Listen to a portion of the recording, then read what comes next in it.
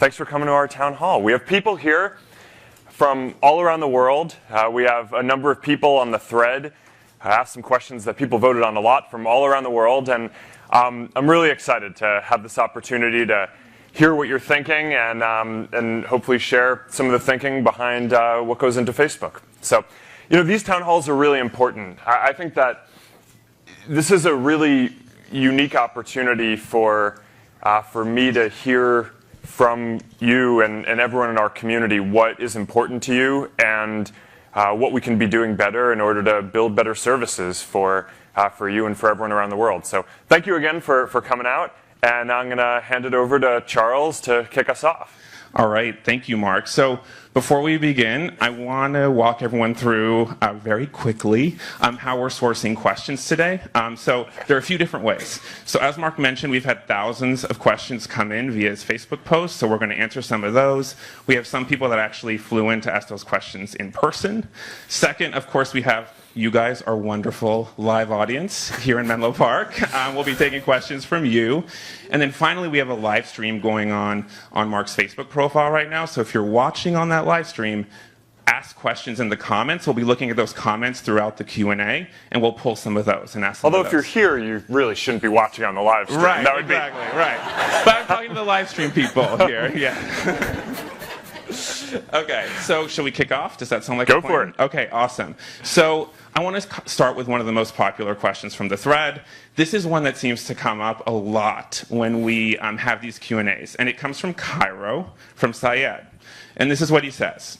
Mark, we need to have more options than just the like button. Why don't you have other options like, I'm sorry, interesting, or dislike?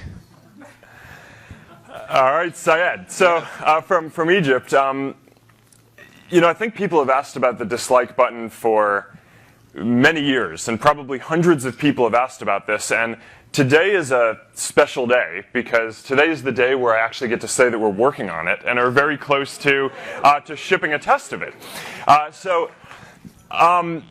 It took us a while to get here because we didn't want to just build a dislike button because we don't want to turn Facebook into a forum where people are voting up or down on people's posts, right? I mean, that doesn't seem like the kind of community that we want to create. I mean, you don't want to go through the process of sharing some moment that was important to you in your day and then have someone downvote it, right? I mean, that isn't what we're here to build in the world. But over the years of people asking for this, what we kind of have come to understand is that people aren't looking for an ability to downvote other people's posts. What they really want is to be able to express empathy. And, not every moment is a good moment, right? And if you are sharing something that is sad, whether it's something in current events like the refugee crisis that touches you, or if a family member passed away, then it may not feel comfortable to like that post, but your friends and people want to be able to express that they understand and that they relate to you. So I do think that it is important to give people more options than just like as a quick way to emote and share what they're feeling on a post. So we've been working on this for a while. It's it's surprisingly complicated to make an interaction that you want to be that simple. But we have an idea that we think we're going to be ready to test soon, and depending on how that does, we'll roll it out more broadly. But thank you for all the feedback on this. Over the years, I think we've finally heard you, and we are working on this, and hopefully we will deliver something that meets the needs of our community here. Excellent. So I want to go to Nate, who's flown in here, I think from Washington State. So Nate, the floor is yours. Hey, Mark. Thanks for taking my question. I'm really interested in your vision on how you see Facebook becoming a platform for education in the future. It's a great question. Thanks for flying all the way in from Washington to ask. So I think Facebook should definitely be a platform for helping people learn in the future. And I personally care a lot about education. I think it's really important for giving everyone an equal opportunity in the world. And in both the work that we do at Facebook here at the company and personally through philanthropy. It's something that I focus a lot on is education. One of the areas that I'm actually really excited about that Facebook just announced a program around, I think it was last week or the week before, is personalized learning. It's this idea that different students learn in different ways and in different paces, and if you can tailor the educational experience for a person so that it is exactly how they learn, then people have the capacity to learn many times more than we currently are through our education system. So this is a great problem for people to design software to help out with. And some you can imagine, going into a school and a student is trying to learn math. Say there's some concept like fractions, and you kind of break the concept down into there's fraction addition, subtraction, multiplication, all the different things, and different people learn in different ways. And so for some people, watching a teacher talk about it might be the most useful thing. For some, watching an online video. For some, reading about it. For others, playing a game where they can practice are going to be the right things. And some people might get caught up on the addition, or some people on multiplication.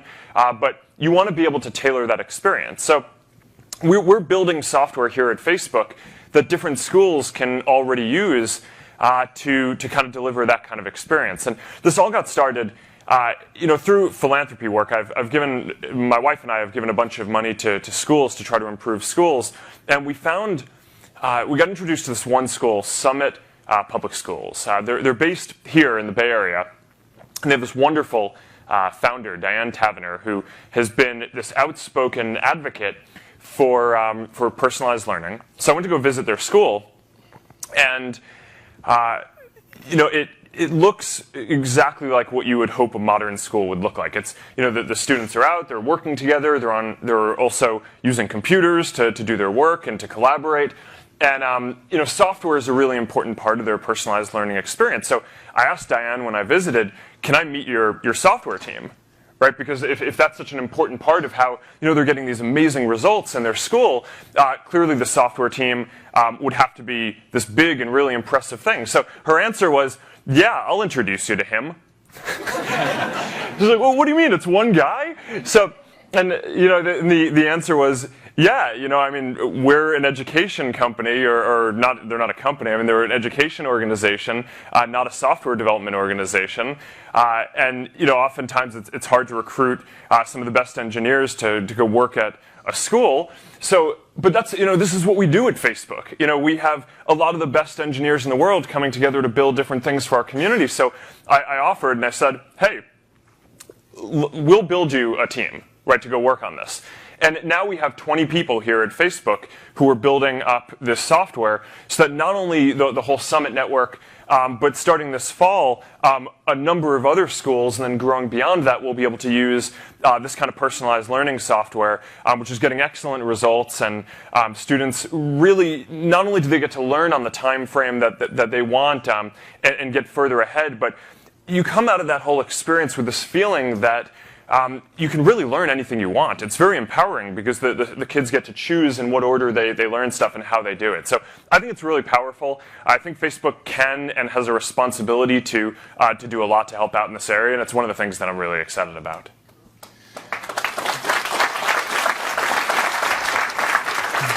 So I think it's time that we throw it to the room. Who has a question in here for us? Oh my God, so many. Okay, I'm going to start with this quadrant. How about you? Here. Yeah. I'm going to hold the mic for you, so just talk into it. Okay, hi Mark. Hey. Congratulations on becoming a dad. Thank you. I actually started a mom group on Facebook, so if your mom wants to, or your wife wants to join us, she's welcome to. My mom probably wants to join Yeah, too. get your mom on there too. So I used to work at a homeless shelter for veterans in San Jose, and I was just wondering if Facebook had any plans on building affordable housing or doing anything in that sort of arena for this community, since rental prices are a little high, and it's kind of, I know that George Lucas did something similar in Marin, so I was just wondering if Facebook had any plans to do that. Yeah, it's definitely something that we're looking at. We have, across the street we just built this new building, and over the next decade or so, there's more land that will develop as the company grows in order to be able to house all the new folks who are going to join the company. But I think in order to be a responsible member of the community, we also need to contribute to the housing stock in the way that you're talking about. So this is definitely a thing that we're thinking about, and Frank Geary and the folks who are working on the buildings are very excited to take that on as part of the next phase of the whole project out here. But I agree, this is really important. So Mark, I want to take a question from the thread now, and it comes from Kathy Tim Pearl, and she asks, how are you and your wife surviving pregnancy? Well, it's easy for me to answer that question because I'm not the one who has to grow a baby. But in all seriousness, we're really grateful, right, that we've gotten to this point and that, everyone is healthy so far. I shared this when we announced the news that we're pregnant on Facebook, but we had 3 miscarriages before we got to the point where we have a pregnancy now, which we are hopeful will kind of stick and be healthy to term. And it was a really tough experience, right, going through that. So, I think when you first learn that you're going to have a kid, you're so excited, right? I mean, it's you start imagining what their future is gonna be like, and making all these plans and having all these dreams, and my wife Priscilla especially.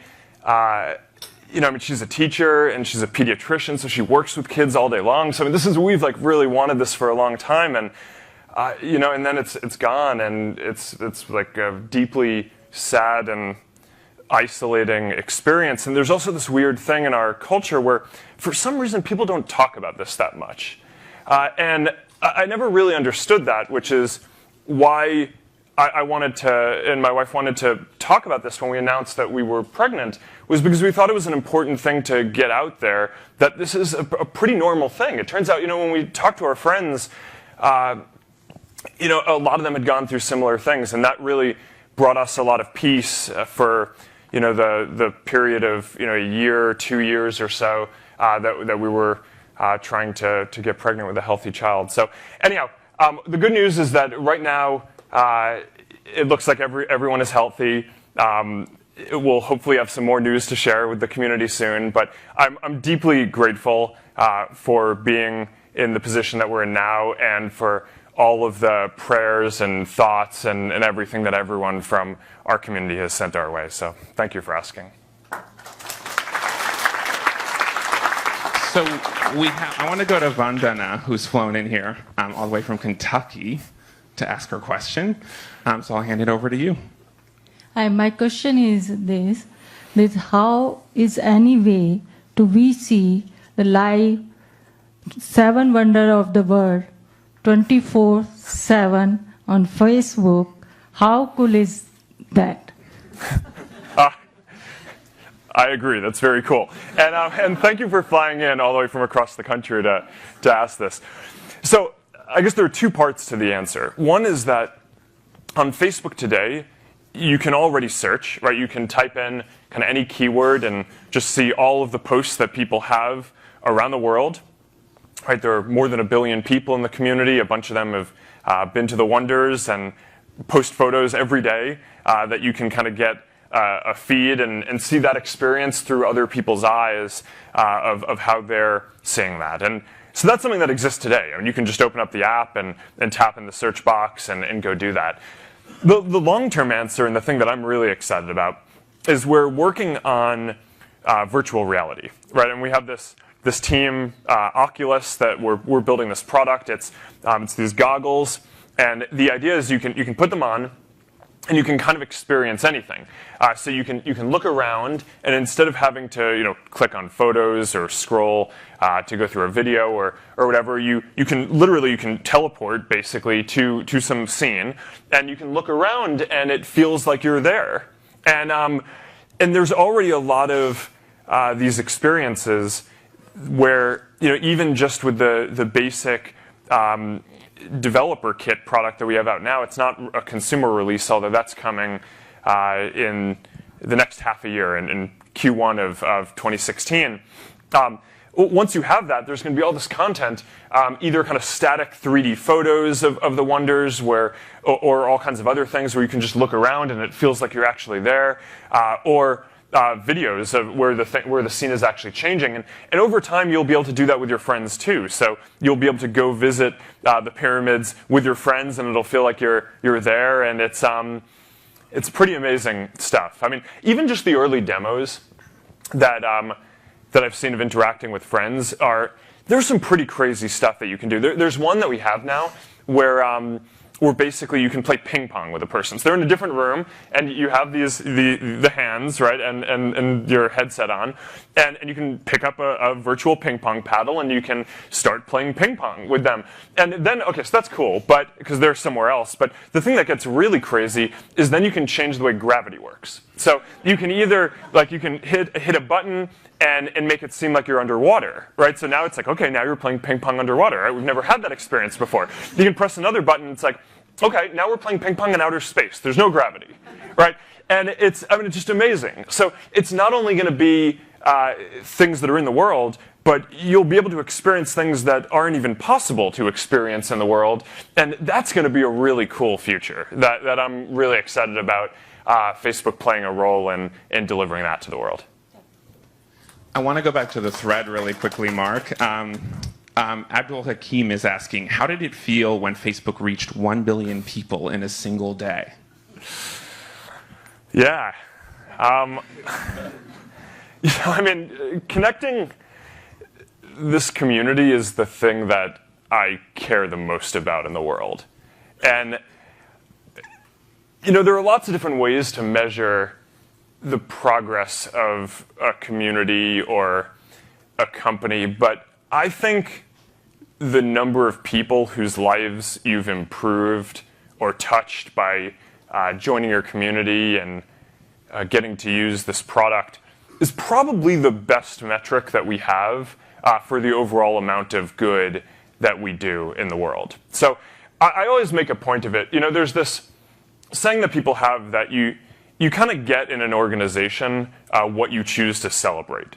And there are all these different things that we can celebrate, but we've really made a point where I want us to celebrate all of these milestones for our community. Right? Every time that we hit some kind of new record where it's 100 million people, a billion people using Facebook every day. I mean, those are the moments that I want, that I'm the most proud of in my life, and that I want to have our organization care the most about. So, celebrating takes a little bit of a different form these days. We have about 10,000 employees. It used to be a little crazier. When we were at around, when we first hit the 100 million person milestone, I think this must have been like 7 years ago. We only had about a few hundred people at the company at the time, and I kind of got everyone together, and we walked. I called an impromptu all-hands meeting, and then we walked to this park in the middle of Palo Alto, and people were like, what are we doing? And so we got there, and I was like, this is a really important moment, right? I mean, people wouldn't have guessed that you would be able to create a community of 100 million people online. And this is something that we have to celebrate. This is what's important to the company, right? We've never had a company-wide party celebrating that we made money. Although you need to do that to build a company, but that's not what we get out of bed in the morning to do. We didn't have a party for the IPO, but every time we hit a community milestone like this, we have a party. So 100 million, I kind of got everyone around, and they're like, "What do we hear?" And I pulled a sheet out of my bag, and 2 words: toga party. We don't do that anymore, but. A little tougher to have a toga party with 10,000 people all around the world, but the sentiment remains, right? Which is, these are the moments that I think we need to celebrate. And 1 in 7 people in the world using something that we've all built together in a day is a big deal. And there's a lot to be happy about in that. And if we're really doing our job well, then we look at it and also see that there's a lot more work to do. All right, let's go back to the room here. Who has got a question? I'm feeling, sir, do you want to come out and ask your question? Come on over. Sure. I'll hold the mic for you. Okay, all right. Hey, Mark. My name is Mustafa, and I live here in South Bay. And my question to you is, a lot of tech moguls have warned us about artificial intelligence, and I wanted to know your point of view on that. This is a great question. So I am much more optimistic about this than a lot of other folks that you might read about. And, you know, all new technology has the ability to do good and bad. But I am fundamentally optimistic about human nature and our ability to use these things to do good, which is why I believe so deeply in building technology. And you know, people point to these long-term cases where someone builds some AI and then it like I don't know, takes over the world or something. But you know, we work on this on a day-to-day basis, and I can tell you we are nowhere near building anything like that, right? So, you know, it's like we can't even get like the basic stuff to work. So that's, you know, so my view is that, you know, on the path to anything like that, there are going to be all these really important advances, right? So being able to diagnose diseases better, to treat people better using computers. Being the self-driving car project that a bunch of people in the industry have to eliminate car accidents, which is one of the major causes of death, right? I mean, these are all AI, right? And I think that it's a little dangerous to be too negative about the prospect of something long-term when all signs point to that over the next 10, 20, 30 years, whatever it is, we're going to unlock all this value and help people's lives so much by developing this technology. So I'm an optimist. Okay, Mark, let's go to the live stream because there are questions coming in. And actually, I have a really good one. You've gotten this one before. But it comes from Joe Robertson. And he says, Mark, please, I beg you, my man, please wear a different shirt for once. Different color, style, anything. You're killing me.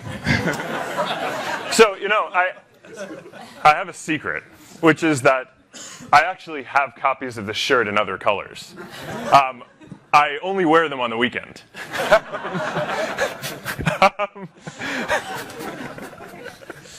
So, you know, there you go. We have someone else who's flown in. Arturo, let's go to you. Arturo, you came in from Florida, right? Yes. Another cross country. Hi, Mark. Thank you for inviting me. My question is about the recent discussions I had among my European friends about this kind of sensitive pictures that some of us post, and now with the refugee crisis in Europe, some of our friends don't like to see them. So is Facebook somehow considering an option that I can upload a picture and somehow flag it for viewer discretion? So my friends, if they want to see it, they have to click on it or perform something, and those who don't want to see it just don't see it. Yeah. This is a good idea. And thanks for flying in from all the way across the country to share it. So I appreciate that. This is an area where we can certainly do better, I think. You know, the current system is one where our community reports content that they don't like, and then we look at it to see if it violates the policies and then take it down. But part of the issue with that is that by the time that someone is reporting something, they've already seen it and had a bad experience. So this, I mean, going back to the last question around AI, I mean, this is one of the simpler things that I think AI could do, right? I mean, right now we don't have computers that can look at a photo and understand it in the way that a person can, and tell kind of basic things about it, right? I mean, is this nudity? Is this graphic? Like, what is it? And it will be possible to build that in the next 5 years, I think, and that will lead to not only being able to not show that kind of content to people who are going to be very sensitive about it in their experience, but it will lead to personalization. Some people might not mind, right? And they might want to see it. Or, you know, the photo that you were talking about, I mean, I happen to think that that was a very important photo in the world, right? Because it raised awareness for this this issue where, it's easy to just throw out these stats about refugees, right? There's tens of millions of refugees, but there's a way that capturing such a poignant photo has of getting people's attention, right? It was one child, right? And then all of a sudden it became something that a lot of people were talking about when they should have been talking about it before, but the victims were invisible, right? They were hidden behind stats. And so, it's an interesting balance in terms of running this community where you fall on that spectrum, because sometimes it's important for people to see things that are important even if they disagree with them or are upset by them.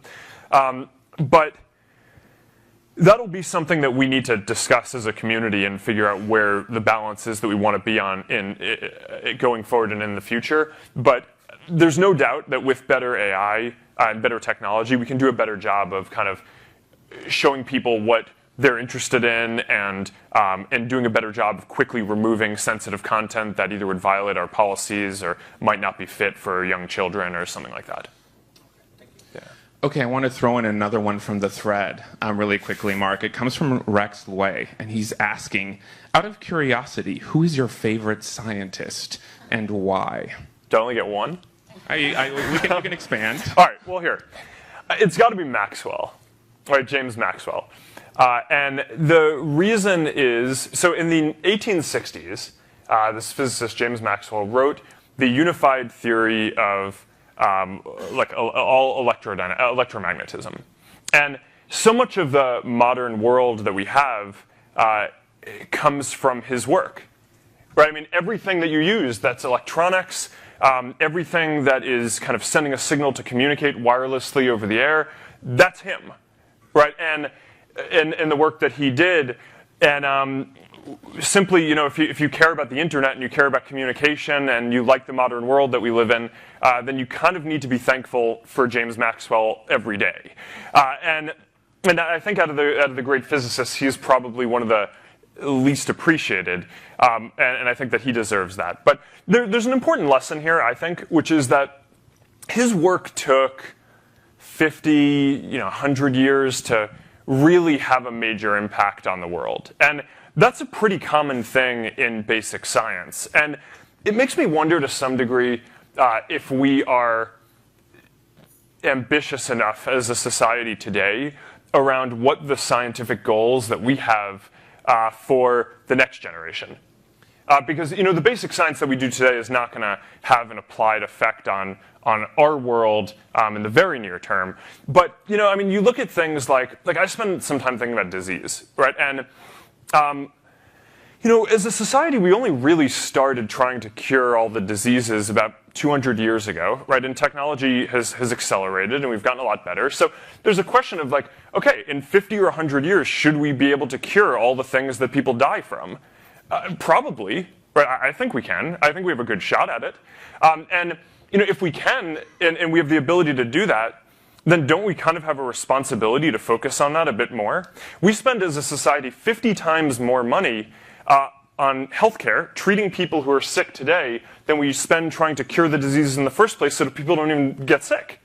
Right? So, and if you believed that people were always going to get sick, then maybe that's a right balance, right? And that's fine. But if you actually believed that in our children's time, or their children's time, there was actually the ability to make basic advances in science that could cure those diseases, then I kind of think we have a responsibility to do more there. And I think Maxwell shows that it's not, he figured this out, the electromagnetic theory, and it took a while before that really shaped the world. If we have time for another, there are other scientists who I think are worthy as well. One of my favorite stories is there was this man who grew up in India named Srinivasa Ramanujan. And he grew up, he was poor, he didn't have access to the internet, there wasn't the internet at the time, he didn't have any formal education. But somehow he managed to get a book, he got a math textbook. And it didn't cover all math, it just covered a part, but that textbook was enough for him to basically figure out all of modern mathematics that had existed at that time and push the field forward. And, so I kind of think about this, and, what would have happened if he'd had access to the internet? Right? I mean, how much better, if we'd invested in that kind of infrastructure and connectivity, how much better off would the world be? And then you kind of think today, well, more than half of people in the world don't have access to the internet. Right? And that's why, at Facebook, we're working on projects like internet.org to try to make it so that every single person has access to the internet. I mean, how many more Ramanujans are out there who could deliver really amazing things for the whole world if they had access to that kind of infrastructure, and if we as a society invested in that. So, I don't know, this is something that I feel really strongly about, and we'll hopefully get a chance to focus a bit more on. Okay, we have someone else who's flown in. I want to go to Alejandra. It's your turn to ask your question. Hi, Mark. I am currently a computer science and education major. And that's great. I'm very, very passionate about the mastery-based learning and personalized learning plans that you were talking about. But as a student, sometimes it feels like I can't do anything now to affect change in that. So what do you suggest that I do to prepare to affect this future that you're talking about? You can probably do a lot more than you think as a student. I mean, one of my stories from early on at Facebook was, when I first launched Facebook at Harvard, I thought that there was no way that, I thought that one day someone would build this community for the world, but it wasn't even like, I hope that we do it. It was literally, I just assumed that there was no chance that we would do it. Right? Because there were all these other companies that had thousands of engineers and served millions of people and had all this infrastructure and knew how to build stuff for the world. And I was just a college student, right? So who was I to do that? So don't sell yourself short. So, I mean, in terms of what you can build, I mean, there are kind of two sides of this that I think about. There's on the computer science, technology, kind of philanthropy side, there's an ability to do some pretty amazing things because so much of teaching today it's local, right? It's in the school. Teachers are like the key part of how education works. But one key superpower that someone building software has is you can build something once and then have it affect every school. Right, and I think it's just an area that I think we've underinvested in a little bit. So the personalized learning work that I talked about earlier, I mean, I'm really excited about it because we could start working with Summit, and then we can work with Diane at Summit to roll this out to more and more schools and train them how to use it, and that it can have an impact on dozens of schools or hundreds of schools or thousands of schools one day without having to rebuild the software every time. So that's a big deal. But I mean, the other side, of course, I think is teaching, right? And I think you can't build stuff for schools without understanding teaching, right? I mean, teaching is the key part of what makes education what it is, and teachers are the heroes of education and underappreciated. And so when I started doing philanthropy work around education with my wife, she was a teacher when she graduated from Harvard. And she made this point to me. She's like, you can't do philanthropy and fund schools until you have taught something yourself. And I was like, I don't have time. I'm like running a company. It's kind of a big company, right? It's, and she's just bullshit, right? It's like you have to do this. So I taught this program in our local community here, and I learned more from that than like all the other stuff that we've done. So I mean, empowering teachers, I think, is the key thing here. And what you build in terms of software really should be things that just makes teachers' lives easier. It gives them more data to do what they need to do, empowers them to give them better materials to be able to teach, help them understand the students better, but ultimately empowers them and is a complement to what they're doing because they're kind of the heroes who are making all of this stuff happen. And I'll stop there. All right, let's go back to the room. Let's see. I feel like I haven't given like this area over here some love. So I see you, ma'am. Why don't you come over here and ask your question? I'll hold the mic for you. Sure, thank you. Well, first of all, I want to personally thank you. You have no idea. Seriously, I came here 28 years ago, and you can imagine the way communication was 28 years ago. So now we have Facebook, and we have found family, friends. You can imagine. So thank you. My question is, Thank you for sharing that. This is why we do what we do. You have no idea. I hope everybody's. I said I'm going to say thank you on their name. But I'm from Nicaragua, and like you said, not everybody has access to the internet, in there and all that. But now that we do, we have instant message, we have Facebook. Are you coming up with face-to-face video in the future through Facebook? Yeah, we're rolling it out now, and video chat you can use through Messenger. I don't know if it's rolled out in every country yet, but it will be soon. If it's not yet, we do this here where we test things, right? So this is a key part of how Facebook runs, right? Is I don't want every decision that we make in the company to have to go through me, right? I want to be able to empower all the people that we hire. We hire all these amazing people. I want them to be able to do work and test things. So the rules of the company are basically you can build any new product and we'll try to test it. There will be a little bit of I'll check it out before to make sure that I think it's going to be a good thing to try, but I don't need to upfront decide whether it's going to work. We try it in an area. If people like it, then we decide it works, and then we roll it out more broadly. So I actually think that this one is available worldwide, but if it is not yet, then it will be soon. And the way you just use it, it's in Messenger. You tap the button to make a call, and then there's a button within that interface that you can tap to switch it over to a voice call. A video call. Through computer or through Phone. phone? I think we have it on computer too. We will follow up with you afterwards.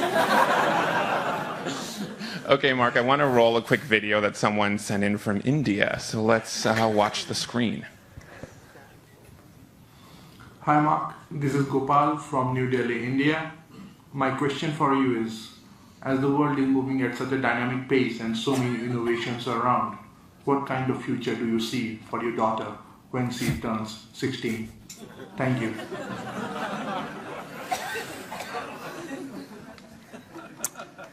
That's the big question, isn't it? I mean, a more open world where she can, always feel comfortable and safe being who she is and expressing herself freely. A more connected world, right, where the people she loves are always nearby, and anyone she wants to learn from is a tap away. A more equal world, right, where you have the same opportunities whether you're a girl or a boy, or whether you're white or not white, which she will be. Whether a world filled with wonder and so many ways to learn and explore all the new things. I mean, a reinvented education system and all this amazing technology. A world with much less suffering, right? That's not necessary. Without disease, without war, without a lot of the unnecessary pain that we have today. That's what I want for her. And, it's probably going to take a while to get there, but I think if we work hard, we can get there. I mean, we can probably get there in our children's lifetime.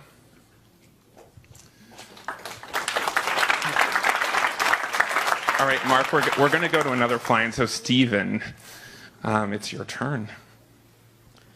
Thanks for having us here, Mark. No. I picked up on your optimism regarding AI and telepresence and other technologies. I just want to know if Facebook has any official operating plans for the singularity or mitigating existential risk in society at large. All right, so this is easy compared to the last question.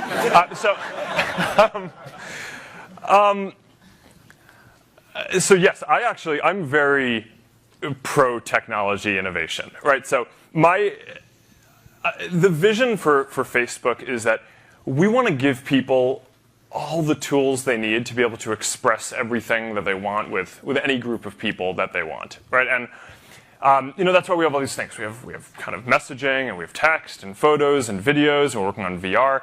There's this very clear progression, which we have seen over time, which is that there's two trends that I think are really interesting and relevant here. So one is that as time goes on, people keep on getting richer and richer tools to be able to communicate their thoughts and experiences more richly. So what I mean by that is, if you go back 10 years, most of how people shared online was text, right? I mean, you'd write messages and email, SMS, messaging, things like that. Over the last 5 years, we've really gone into this period where most of the content that you share is going to be visual, right? So I mean, you browse through Facebook or other kind of online services, and most of what you're going to see are going to be photos. Over the next 5 years, I think we're going to move into this golden age of video, right, where it's going to transition from being primarily static visual to animation, right, and moving and much richer, right? And videos capture us in a way that photos really can't. But that's not the end of the line, right? That's one of the reasons why I'm so excited about virtual reality is that videos to some degree are still just they're static, right? It's 2D. You're looking at a screen. Why wouldn't we want to be immersive, right? And be able to be in the experience and feel like you're there with your friend in the experience that they want to share. And if you're capturing an important moment, say your child is taking her first steps, right? I mean, you don't just want a little video. You want to be able to be there, right? And you want to be able to send that to your grandmother across the country so that she can be there and experience that too, right? So that, I think, maybe that's 10 years out, right, in terms of that being a mainstream thing, but that'll happen. But I mean, at some point, I don't even think that that's the end, right? I mean, you start getting into AI and like real AI, being able to model out how we think and all that. I really think that this sounds a little crazy, but and it's many decades out, I think. But I do believe that at some point in the future, we will have the ability to kind of just directly communicate a thought to another person or group of people. And there's actually a lot of research that's going into this already today. I mean, because, for example, people who, you get into an accident, if you're disabled and you can't move or you can't speak, there's good research that goes into being able to model out what a person is thinking and be able to produce sound from that. Being able to model out what a person is thinking, and even if they can't control their muscles directly, be able to control an artificial limb, right, to be able to do stuff. And I mean, that research is already happening. It's not commercial yet. It's not widespread, but you can already see that. So that kind of leads me to think that probably not 10, but maybe 25 or 30 or 35 years out, we'll start to have things that resemble that. And it fits the trend in computing too, right? I mean, if you look at how computing has trended, when computing first got started, we had these mainframe servers that were the size of this room, right? And they were so difficult to use that you practically needed a degree in order to even be able to control them. And then we got to the PC, right, which is kind of this clunky thing on your desk that was a lot easier to use, and more people had that, but it still wasn't very natural, right? I mean, you had a mouse, you moved something over here in order to control something over there. You could figure it out, but it's not natural. So it's not really a surprise that the first mainstream and widely loved computing device is the smartphone, right? That you can carry it around and you interact with it naturally and directly, and that's intuitive, right? I mean, that's how this stuff works. But even the smartphone, there are all these issues with it. I mean, it's small, it's not immersive. I mean, it's still not natural in the way that you would want. And you can't really use it all the time. It's awkward. You have to pull it out of your pocket. So I'm really optimistic. I think that the next version of the next computing platform, which there is a new one every 10 or 15 years, a big step, is going to be based on vision and glasses. All right, and this is another reason why I'm so optimistic about virtual reality and augmented reality. I think we will have glasses like you guys have that you can kind of just wear, and you don't have to scroll. You just look around, right? And you don't have to pull something out of your pocket. It just you kind of focus a little, and it pulls up what you want. And I think we'll get that. There are a bunch of more things that we need in order to be able to develop that. But I think that the AI technology and a lot of the other pieces that people associate with the kind of advances that you're talking about will actually fuel these kind of changes. And if you think about a world where people can just communicate directly to each other, that's going to be the biggest change in how people work and communicate that I think has existed ever in our society. So I don't know. That's really powerful. And I'm very optimistic about the future and pretty hopeful that we will get there. Okay, now I want to go to Dennis. Dennis is local from Redwood City.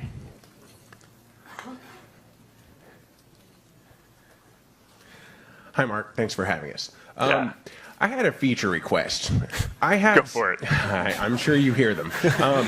I have friends and family who are very active on the wall, and sometimes their content is noisy. During the election cycle, for example. For example. I can right-click and unfollow them, but then I never see them again actively. And what I was hoping for is some way of seeing their name, knowing they're active, and then I could quickly view what they've been posting and just have an idea of what they're doing, so when I see them at the family reunion, I know what they posted. I think this is a great idea. So, I mean, the reality is we need to be, a lot of our job is taking all the thousands of things that people post every day and doing a good job of understanding what you care about so we can show the right things. Right, and you can scroll through as much as you want, but let's say your friend is pregnant and the baby comes, like you want to know that. That's got to be on top, right? And if that's not on top, and you didn't check Facebook for a few hours because I don't know what you were doing, but you didn't check Facebook for a few hours, then and it's all the way down, then you don't want to miss that. So a lot of what we spend our time doing, and this gets down to a lot of the AI questions that we're talking about before. I mean, this is like we build these systems that try to understand not only from how you interact with people, who you care about, and what content you're going to see, you're going to want to see, but also how important the content is, which you should be able to figure out by looking at the photo. Right? Is it a fresh baby? Right? Yes. Put it at the top. Is it something that's graphic or controversial? Maybe don't show it to young people, right? Or people who are sensitive about that. This is all possible to build, but and this is kind of our job. I mean, this is why we have all these great engineers who work at the company, so that we can solve these problems so that you don't have to. But in the meantime, until we get there, I do think your idea is a good one for getting there. Okay, excellent. I have one more from the thread that I want to put in. This one's big. Okay. It comes from Kevin, and he says, Mark, what is your favorite emoji? All right, so I don't know how many of you guys use stickers on Facebook, either in comments or in messaging, but I love stickers. It's replaced a lot of the communication that I would otherwise have in a more intellectual fashion. And I have to say, I'm a cactus guy. I love the cactus. I think, I think my wife might kill me if she messages me when I'm staying late for meetings and, one more time, and she says I'm hungry, and I just send her the picture of the cactus eating a hamburger. That might cause problems at home. But, the other one that, of course, I have to give a shout out to is one of the artists who designed the stickers made a sticker pack of my dog Beast, which of course, I mean, you gotta love that, right? I mean, Beast is a ridiculous animal. If you haven't seen him, I mean, you can look him up on Facebook. He's basically a mop. Okay, great. We have one more fly-in that I want to make sure we get to, and it's Eric. Come on out. Thanks, Mark. My question is, I'm really curious in your thoughts on self-organizing, non-traditional, non-hierarchical organizational systems, and where do you see yourself and Facebook in this emerging paradigm? Yeah, no, that's an interesting question. I guess I don't believe in fully self-organizing systems at the scale At the unit of a company this large, I do think, I mean, the economy works that way overall. So I think that at large scale, obviously, that can happen. But the big principle that I've kind of evolved towards over the last, I don't know, say 5 years of Facebook being a larger company is one where we have independent leaders for the different product areas who have a lot of authority and ability to shape the products in the way that they think is right. So, for example, we have a set of people who work on newsfeed, right, which is the main thing that people are doing kind of every day on Facebook.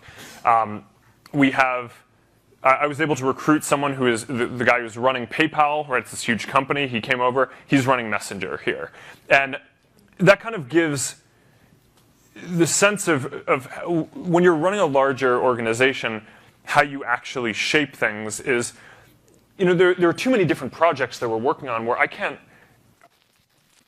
make every decision on every detail of each one. And if I tried to, then the really talented people who are working on them would get very frustrated, right? Because, they're spending all their time on it. I'm spending, 1/10 of my time, right? So they're, as smart as I am and are spending all their time. So maybe I'll get something right every once in a while, but you'd have to guess that if I'm overruling them constantly, they will at some point just go find a place to work where they can have a bigger impact. So a lot of this is, you get these amazing people, and you give them runway to try to do things and try to get stuff done, and you measure to make sure that they're serving the community well. But at this scale, I think probably the biggest lever that I have is who I appoint and recruit for these key positions. Right. So having someone like David Marcus, for example, come and build out Messenger is picking someone who has the vision that he has and being able to get someone into that role who has the capacity to build something at scale that he has is the best thing that I can do personally to set up Messenger to be a great product for many, many people to use for many years to come. All right, let's go back to the room. There's a question right here. Okay. Hi, Mark. I'm Vinit. I'm 14. This is my third year attending your Q&A. I wanted to know what your definition of success is, and at what point in your career did you find yourself successful? That's an interesting question.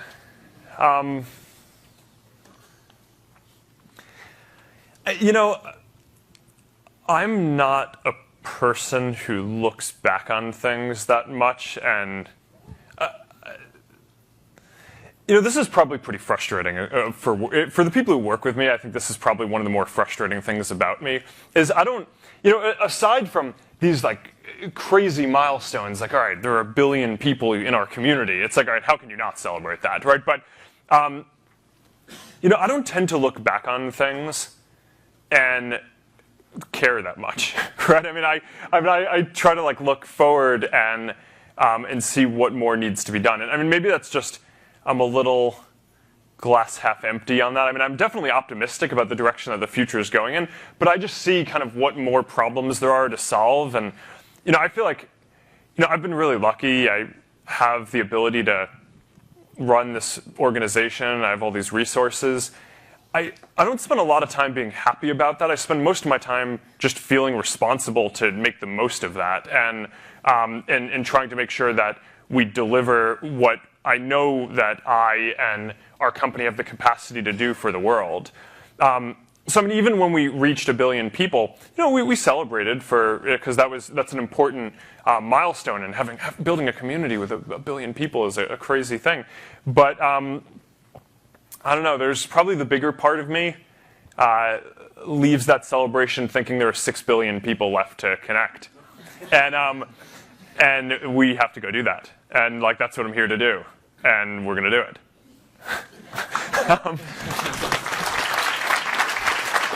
Mark, we have more questions coming in on the thread. So yesterday you actually gave a video tour of your desk and your workspace. So there are a lot of questions about So that. I just wanted to make sure it worked for today. Right. So there are, here are what people are saying. Here's what people are saying. So they were wondering whether people can concentrate in that open environment, and how does Facebook account for different working styles? Yeah, this is a good question. So there's certainly a trade-off, right? I think any value system that you have, there are always trade-offs. I mean, the decisions you make are only interesting because of the trade-offs that you're willing to make. So certainly having people go work in a silent office will allow them to focus more on whatever task they are doing. That is kind of without a doubt. So the reason why I think having people work in an open floor plan is a better idea is that you collaborate more and you understand what the direction is that you need to go in better. Right, and so these are two things that kind of trade off against each other, is being able to course correct along the way and know what the best direction is to go in, or just going in whatever direction you're going in as fast as possible. But I mean, I'm of the school of thought that if you're going in the wrong direction, getting there faster is not helpful. Right, so yes, I mean, I think, yeah, there are going to be a few more distractions, but I think that those are distractions because people are collaborating and sharing ideas and working together to kind of constantly course correct and figure out what the direction is. Now, people do have different work styles, and there are periods where people need to be able to go sit by themselves for 5 hours or a day or whatever and just crank something out. And we, of course, need the space to make that work. So, we have, whether it's different office spaces that people can go sit in and work. We have library areas where there aren't desks around, where the norm is you're not talking to people there. So I mean, even if there are other people in the room, like the expectation is that everyone's quiet and just working. So we do need to be able to do that. But I really believe that better communication and collaboration leads to the best services for our community over the long term. All right, let's get a couple more questions from the room. I feel like I've neglected you over here, folks. All right, come on over. You want to come ask a question? Thank you. Hi, Mark. How are you doing today? Hey, good. Congratulations to you and Priscilla. Thank you. Okay, before I ask my question, can I get a selfie with you? We're going to take one at the end. Everyone. Okay, cool. Thank Yeah. you. Okay, so my question is, suppose you are now the president of the world. What are the first 5 changes that you would like to make? I don't think it works like that. I don't actually think that the real ability to make change doesn't come from someone running something and deciding they want to do it. It comes from empowering people and building communities to build movements. Right, and that's why I care so much about Facebook, and why I think that Facebook is such an important tool for people around the world is, it's not about any one person kind of deciding what should happen or not. It's about giving everyone the tools to organize and do the things that they want, whether it's, organize a bake sale for some cause that they care about locally, or, organize behind a political candidate who they want to make some kind of change. And I think that that's the biggest impact, right? And that's why I care so much about our mission, right? And making the world more open and connected is that, if you have a community that has almost 1.5 billion people in it, where everyone has the ability to share what matters to them and express what they care about and connect with the people that they care about, then no one has to be the leader of the world. Everyone can be the leader of the world and can push, and that, I think we just have a lot of experience knowing that that's going to lead to a better world. All right, more questions from the thread. A lot of chatter about this, Mark. Are Facebook employees allowed to use Facebook at work? Yeah. How does that go? Yes. It's probably the only job where you're encouraged to use Facebook. And so I guess that's a perk of coming to work here. Perfect. In the room. Sir, come over.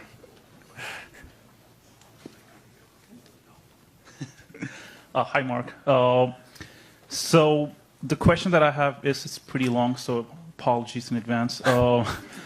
In the past decade and a half, we have had Orchid, MySpace, High Five, they have all come, they had their success, and they've all gone down now. Hell, sorry. A lot of people don't even know that they existed. Does it scare you? I mean, all the Facebook is doing pretty well, and I have a very strong feeling that you guys are going to go on for a decade and a half, or two decades to come. But does it scare you that it might come to an end? And I mean, does it worry you at night? Does it keep you awake? No. Everything comes to an end. Right? I mean, every company that has ever existed doesn't last forever. I actually am always confused by companies and organizations which have the goal to try to exist forever. I don't view our goal as existing forever. Our goal is to make a change in the world, right? And then after that, we can go, do whatever we want, right? I mean, we're here to connect everyone in the world and give everyone these tools and, help our partners build their businesses and just do all this kind of stuff. And once we're doing that, I mean, I think it'll take a while to get there, right? So what I worry about isn't that we are going to go away, but I worry about whether we're doing the right things to execute that mission. And if we do execute that mission, I think it will take, 20, 30 years. Then I don't know what's next. But I don't know. I've never really believed in that view that the point is to have something that lives on forever. I mean, maybe Facebook will, or maybe it won't, but that isn't really what I stress about. I just want to make sure we do a good job and actually execute on the things that we want. If we don't do a good job, then we won't get to make the change that we want, and that's really what matters.